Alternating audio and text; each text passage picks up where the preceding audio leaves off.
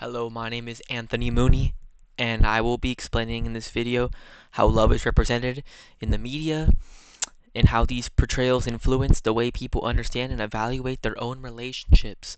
Specifically, I will connect media representation of love in two key course concepts: social comparison theory and cultivation theory. My main argument in the media is often presents that love is idealized and very unrealistic in many ways. And through repeated exposure, these portrayals shape expectations, encourage people to compare their real relationships to fictional, not real, curated ones. And as a result, individuals may view their own relationships as less meaningful or less successful, even when they are healthy and normal. And they just decide, nah, I'm going to get out of it. And that's super unhealthy. In popular media, love is frequently portrayed as intense, passionate, and emotionally consuming. Movies, television shows, everything we consume is often dictating how relationships should be the prime perfect relationship. And inevitably, it causes them to end. They create the impression that love should be constantly feeling meaningful and validating, one of a kind, Disney-esque, some would say. In reality, most relationships involve everyday moments, compromises, periods of emotional stability, rather than the constant excitement. However, media rarely highlights these aspects, instead focusing on the heightened emotions and idealized outcomes. So yeah, social comparison theory helps explain how these portrayals affect audiences. According to the theory, people evaluate their own lives by comparing themselves to others. Guys, that's horrible. And honestly, the comparison often leads to dissatisfaction. You're not happy. You don't like it. You want the next best thing that comes around. Viewers may question their strength of the relationships or believe something is missing simply because their experiences do not match what they see in movies or online. Everything online is fake. Literally everything. Rather than comparing themselves to real people, individuals like to carefully construct narratives that do not reflect the truth. Now I get to cultivation theory. Cultivation theory further explains the long-term impact on these media portrayals. They suggest that the repeated exposure to media messages shape how audiences perceive reality over time.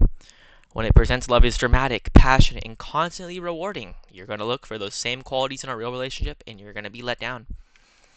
Over time, portrayals are internalized. Audiences may expect love to feel extraordinary at times and interpret normal challenges and emotional distance as signs of failure, and they give up. You end up with people who are avoidant, anxiously attached. Nothing you really find in the Disney movies. And in real life examples can be seen on social media platforms such as Instagram, TikTok, even Tinder.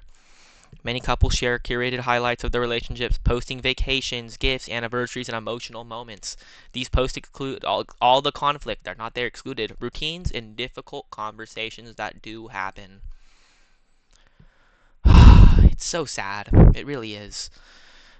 And through the cultivation theory, repeated exposure to the idealized images can lead viewers to believe that constant happiness and excitement are normal relationship standards, which is not true.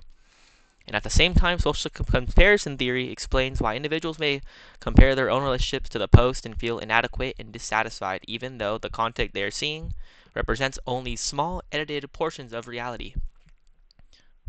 And the impact on real life relationships is it's draining, it's unrealistic, and it kills everything that love is meant to be.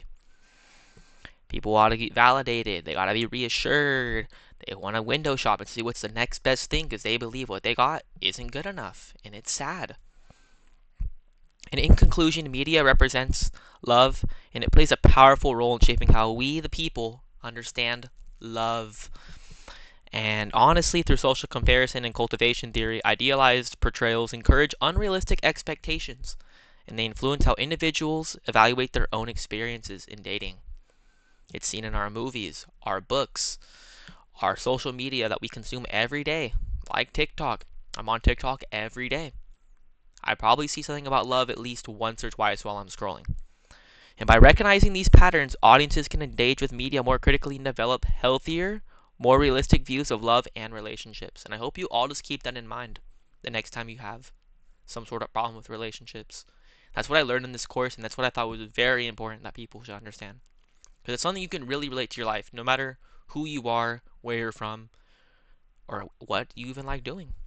Overall, I'm Anthony Mooney. Thank you for watching. Over and out.